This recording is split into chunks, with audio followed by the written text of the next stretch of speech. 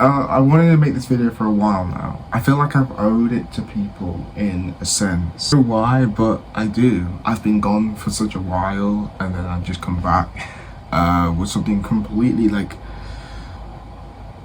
out of the blue, almost for some, and for others they may have seen this coming, but I'm pretty sure you wouldn't have expected this.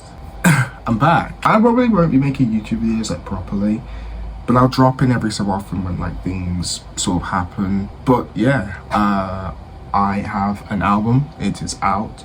It's called Mad Today. Today I'm gonna today basically why it's called Mad Today. I'm gonna go through track by track and kind of explain kind of thesis and kind of why I decided to do what I did, and tell you about the future, because the future is very, very cool. Do you like the posters on my wall? I don't know, I'm trying out different camera angles. I feel like this is a very nice little, I haven't made my bed either, I just realised that. I'm not doing it for the purpose of this video. Ah, fuck it, I am. Like, you deserve the best. Ooh.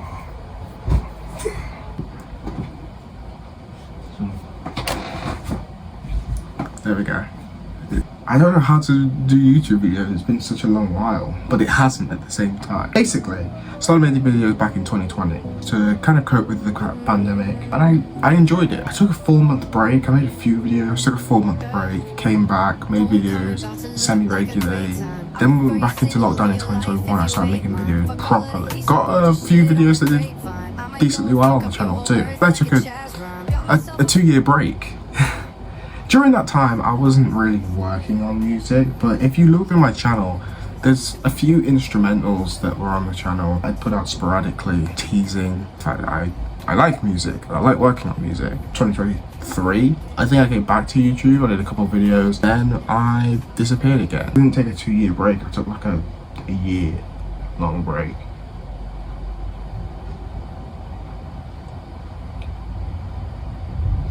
Came back trying to do like a little documentary series, but I didn't really know what I was doing, and therefore I just kind of scrapped the whole idea and deleted the videos.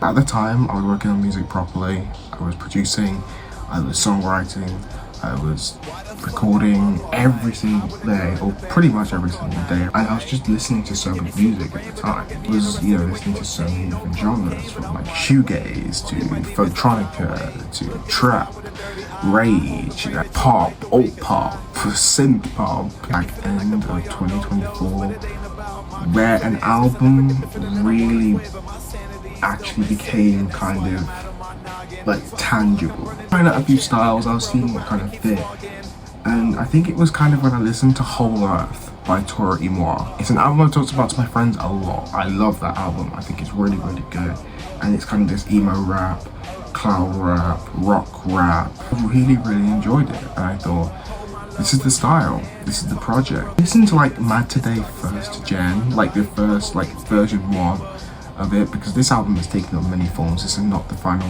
14 tracks. There are so many demos and unreleased songs that I might put out, I don't know. I've not thought about it yet. Maybe I will. So many tracks that I just didn't put on the project. I felt like this is the best 14 tracks that I could have put out to kind of show a bit of me. At the same time, I was working on All American Prom. I wanted to make a movie for it, or like a film, a short film. I didn't get the planning permission basically to do the film, so I never did it. But Mad Today was always the vision. Mad Today was always going to be the album I was going to commit to, do a proper rollout for. And that kind of brings me on to something that I really wanted to talk about, which is the fact that I've not really been gone. I kind of just shifted onto something else. IDLO. IDLO is my film channel. I started it for college purposes, and I've kind of just made it into a brand in a sense. It stands for I Don't Like Outside. I was inspired by Antisocial Social Club when I made it. I really kind of just wanted to make something that was kind of terminally online, kind of very much for the internet, and it's kind of expanded from not just a small production studio into like an actual brand. Anyway, let me talk about some of the songs on here, because like the way they kind of came about and the whole story behind them is pretty fun. This isn't really a review like I did for All American Prom. If you watch my IDLO YouTube channel and you'll hear from that, or you're gonna watch it, I did a review in kind of an Anthony Fantano style for that album, and you can watch it. It's on YouTube. I'll link it in the description. Clementine intro. This song was really just like a little tone setter for the album, but at the same time it's kind of not. It's kind of a lot of synth work, very like sort of psychedelic, sort of ambient. This vocal sample, which is in German. It was titled something like Clementine. The title of the intro. Dancing on My Own, I was really inspired by Tora Imoa on this one. The synths and the guitar work kind of meant to sound like the ones on Walking in the Rain. That was kind of the inspiration behind that. The bass at the end is one of my favourite parts.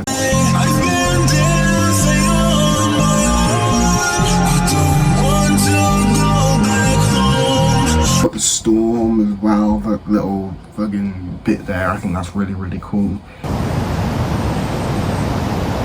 I really like it. The way when I produced it, I was like, this is a bop right here. The First Time is the third track on the album, second proper song, if you will. This one, I don't know how to feel about it. I feel like it's a good song, but I don't know how much I enjoy it. When I made it, I was trying to go for this Kid Laroi style, which is why it's called The First Time, because his album is called The First Time. The TV here, that's why something just moved. I didn't realise that it's in shot, but it is. I'm talking way too much in this video. I don't know how to make videos anymore. Situations, Wrong Angles is me just doing Travis Scott and Lil Tecca. I think the verse is really good.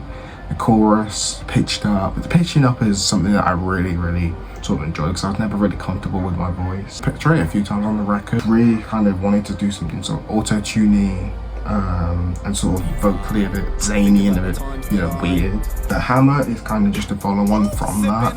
It's kind of just me doing producer stuff, because that's what I kind of specialise in. I call myself a producer before like a recording artist, if that makes sense, which is kind of weird because, well, I do both. Drown is one of my favourite cuts if it included the back end. I put the music video out for it with the beat switch outro, and if you go onto BandLab and I think YouTube as well, it might be on there, but the version on Spotify doesn't have the ends, the outro.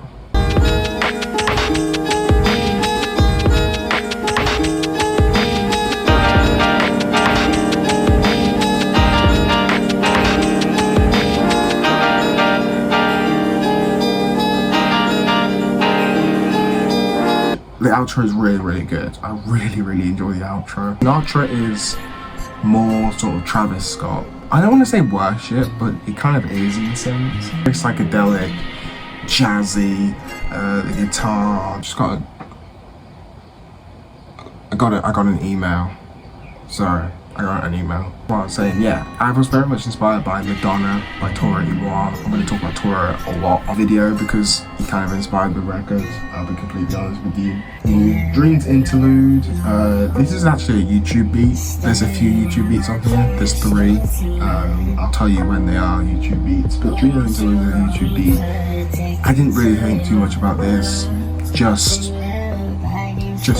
did a bit of singing, put some vocal effects on it, did some stuff, added my bullshit, as producers like to say. Take Me Away, I made ages ago. Like most of the album was made late 2024 into 2025, but this song was made like in 2023, like back into 2023. That's how old it is. I think it's a really good song.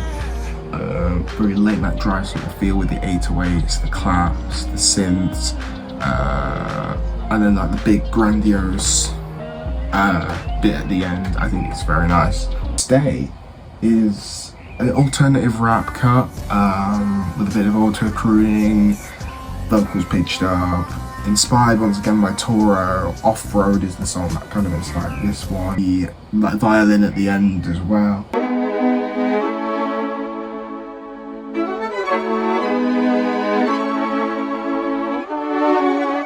And then we get into the last two YouTube beats. Demons.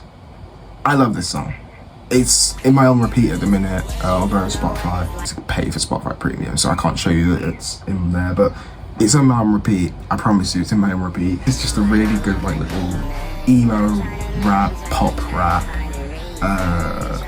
fusion. It's a banger. Same as Scars as well, which is this very psychedelic or alternative R&B song. I really, really enjoy this one. When I made it, I knew that it was, well, when I sung over it, I knew that we had something there. Let me get into two songs which I probably would say are creatively two of the best songs on here. I think in terms of production, it's very unique. They're very much different to the entire rest of the record. I think where it's all very emo-y, very trap, very pop rap, these songs are alternative R&B, alternative pop.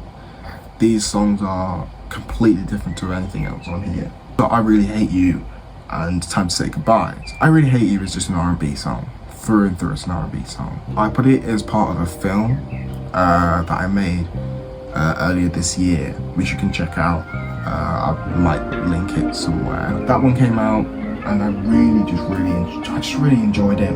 I really enjoyed the song. It's emotionally potent, the lyrics are very nice, very sentimental. It's got a bit of lore, which I don't know if I'll ever share, but at some point maybe I will. I've got an interview with my label at some point, and maybe I'll talk about it in there. And Time to Say Goodbye once again has personal lore, and it's just this piano-led ballad with like a variation of drum. I didn't mention the variation of drums on Drown, but that has so many like different drum patterns. I think Drown has about 3 different drum passages. Time to Say Goodbye has 2. Starts off with more authentic drums. On the back end, on the second half, it's very much just like trap hi-hats, and it's very, very like, it's cool because you think that the drums are going to come back in, but they don't. But along with the guitar and the extra layered synths at the end, I think this is a perfect closer, and it's called Time to Say Goodbye. It's like, it very much seems like an end to the record. Very beautiful. It's got a music video that's going to come out very soon, which is kind of, I don't know how to describe it, but I really enjoyed like making the music video for this one. It was fun. Again, it's got lore to it. I'll explain it maybe in the future. Yeah, that's kind of it. That's the album. That's the album. I'm gonna keep making films.